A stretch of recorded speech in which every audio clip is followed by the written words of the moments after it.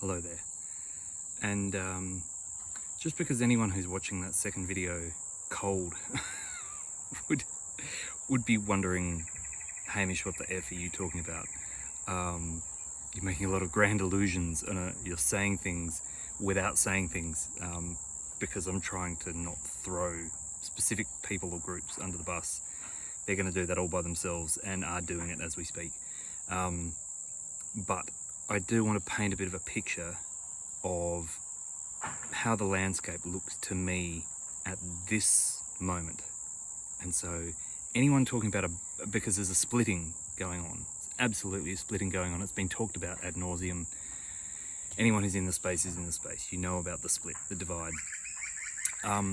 If you are talking about a bifurcation, you are missing a very vital part, because where I'm sitting, it's a trifurcation. And there are a lot of words. I've gone into wordplay a lot.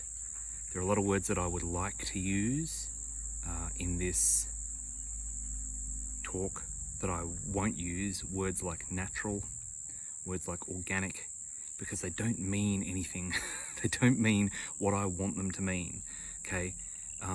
When we talk about organic and inorganic, I probably even said it in the last video, something about archons and Sophia and organic and inorganic.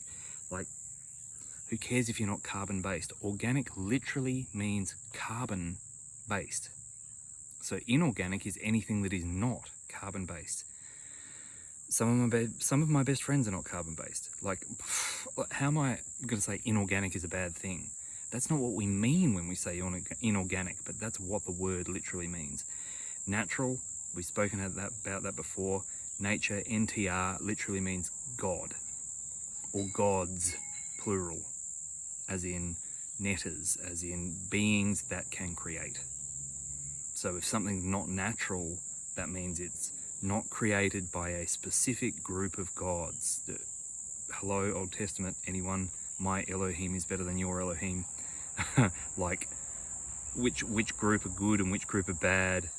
Just don't go there. All right. So I'm going to use I have two words that I use endlessly, eternally.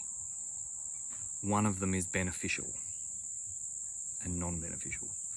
The other one is distortion. So not inorganic, not unnatural, not darkness, not evil, distortion. Everything is frequency. Everything is frequency. So when you're asking questions, if you really want to get the lowdown about what's going on, ask questions with words like beneficial and words like distortion. And so we have 3 timelines going on. 3. We have malevolent, distorted, the bad guys. Perhaps outside of here, we're all best friends. I'll let you know when we get out. We'll all know when we work it out, right? We don't even need to go into that in here. That's just whatever it is, the bad guys. Then we have benevolent, harmonious, or harmonic. What about the third one? This is the very important one. The very important one that I just spent 15 minutes banging on about before, that no one talks about. They do, actually. Lots of people talk about it. I'm just another voice. I'm adding my voice to the chord, to the chorus. Benevolent, distorted. That is the one. Because if you are going to use the wrong means, if you are the wrong person, incorrect is even better, even more useful to say than wrong. If you're going to use incorrect means, if you are the incorrect person to be using those particular means, you will find yourself in a distorted situation. You are a benevolent being, you are trying to do benevolent things, but your outcome is going to be distorted. Well, Hamish, better than no outcome at all? Probably not. Probably not. The devil, he's in those details. The details are very, very important. So, we know exactly who we're talking about when we say malevolent and distortion. We know that crowd. We know what's going on there. We have a fair idea who we're talking about when we say benevolent and harmonious. It's a much smaller group, much smaller, but they're there. They're doing their thing. But benevolent distorted is very, very important, because there are really only two outcomes. That's what's going to go on. There are three things happening here, but there are only two outcomes. You're going to get what you want and what you're looking for, or you're not. And if you are in the benevolent yet distorted group, you are not going to get what you're looking for. End of story. So you're not malevolent. What you're doing is not malevolent. So how do you know if what you're doing is distorted or not? How do you know if you're using distorted information? How do you know if you're following distorted people? How do you... It's a gut check. It's a heart check. It's an intuition check. And all of that can be sidelined, fiddled with, and so it's constant. It's continuous. It's looking at another angle, looking at another angle, looking at another angle, questioning, questioning, questioning, being that 6-year-old child. Why? Why? Yeah, but why? Ah, thanks. Why? Like, work it. Work those angles. A very good friend of mine, Debbie Dubois, who you know her channel, and we've done talks together. She has been diving into a bit more of George Kavasalas' stuff. We've talked about George as well. He's an OG in the space, and she brought up a beautiful thing which I'm going to bring forward to share with you, and I'm letting you know where it came from, because it came to me through Debbie, and it's George's stuff, and it's how I work, and it's how Debbie works, and it's how a lot of people work, but it was put in a very good way. And it was around a document that he had created. And he said, don't just read the document, go into the document energetically, interrogate the document, ask questions. What does Hamish always bang on about? What is Hamish always saying? Connect with your higher self, connect with anything you want, actually. Like, don't listen to me. Go and talk to an archangel, go and talk to a grey, go and talk to a reptilian if you want. Like, connect. If that's your thing, I'm not going to tell you what drug to take or not take, or who to talk to or not. Like, who the hell am I to do that? Ask questions, though. Ask intelligent questions with words like harmonious and distorted and benevolent and beneficial. Those sort of words that cannot be taken two ways. There is only one way to take the word beneficial. There is only one way to take the word distorted. There is no monkey business with words like that. Get in and ask questions. George's advice, read his document and then interrogate it. Ask questions about the document. Ask the document to give you experiences, or what's the word I'm looking for? Mental blank. To give you examples of how these certain things would apply in your life moving forward. What would that look like? What should I be working towards? It's beautiful advice, because you can do and probably should be doing this with everything. You can do this with the Bible. You can do this with the Bhagavad Gita. You can do this with astrology. This is how traditional astrologers used to work. They learnt all the stuff, like they learnt their ABCs, they did their reading, writing and arithmetic, and then they would go in and look at an astrology chart and then just kind of zone out on it. They wouldn't get the paper and pencil and write that and this and that means that, and look up the book and do it.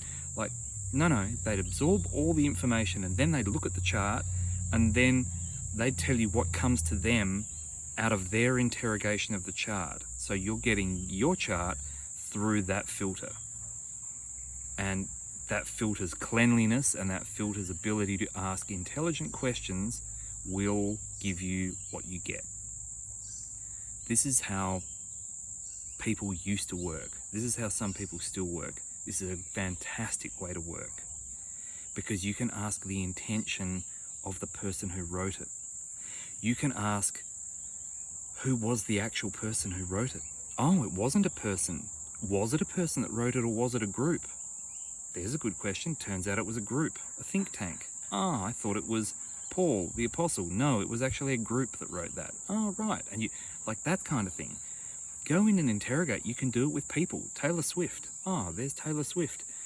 Let's go in and interrogate the documentary we watched on Taylor Swift. That's interesting. Now let's go into Taylor Swift and interrogate that being. Does that match the documentary? No, not in a pink fit. No big surprise. But interesting, right? That's the kind of thing you're doing. You're getting information, but then you're like, what does that mean? How does that match? Energetically interrogating things. Because you do not want to be taking in distorted information. So you want to find out who wrote it. You want to find out who channeled it. You want to find out, oh, this person channeled that Arcturian being. Great. Where did that Arcturian being get its data from? Oh no, it's solid. It comes from there. No problem. Who's the being in control of that Arcturian being? Is it a sovereign being, or does it have a paymaster? Oh no, actually, it looks like there's someone behind it. Great, let's go to that person. It's not a person, it's a group. Fantastic. Who's the paymaster for that group? Who's holding their leash? Oh, well, this Archon, great. Who's holding his leash? Keep interrogating, keep going. Know who you're talking to. Turn on one of my videos while I'm sitting here, yapping at the camera, looking at myself in the screen. It's the weirdest thing in the world. Wouldn't recommend it to anyone. So bizarre. Okay? Turn on one of my videos, turn the volume down, interrogate me. Is this a sovereign being? Does he have a paymaster? Where's his information coming from? What's his affiliation? What group does he fit in of the 3 groups? How bad are his distortions? How many blind spots does he have? You know, get into your own knowing and then interrogate. And go back to the start of this video, turn the volume down and do it on me. Do it on everything. Because it is so important. So important. You do not want to find yourself in the benevolent, distorted camp, because you will get treated quite differently to how you imagine you're going to be treated at the end of the line. You won't be happy with the situation. You'll probably be quite upset.